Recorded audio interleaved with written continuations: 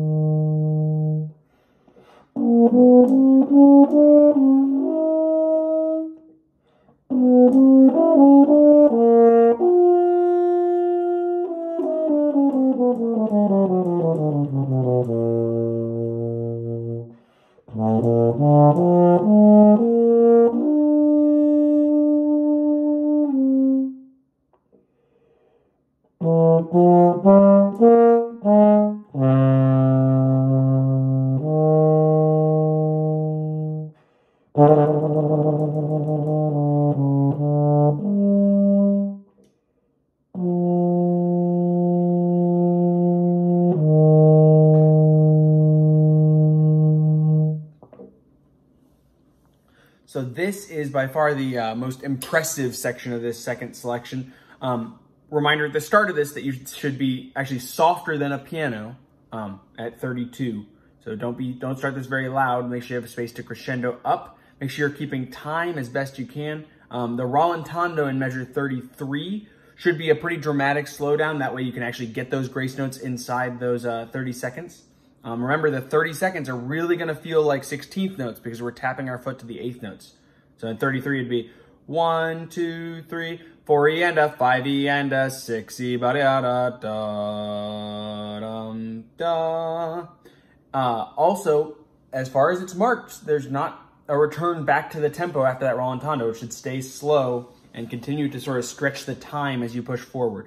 Once you get to 35, make sure you're getting all the articulations correctly. I'm not actually positive I did those perfectly a second ago, so just double check on those. Make sure you're planning out where you're going to breathe in this section. Probably easier to do on a trumpet because you don't have to use as much air as I do on this thing, but just make sure you know where you're going to actually take your breaths. Once we get to 38, this is called a cadenza. Cadenzas are basically solo things that are not in time, that are supposed to kind of show off your skill and your dramatic flair as a player. So at 38, that big thing going down is just a chromatic scale all the way down to your C. As you go up, I mean, make sure you do the articulations correctly. Make sure you make it dramatic. Stretch out the time on the rallentando. Leave a pause on that fermated 16th rest. And then make sure you're playing the accents.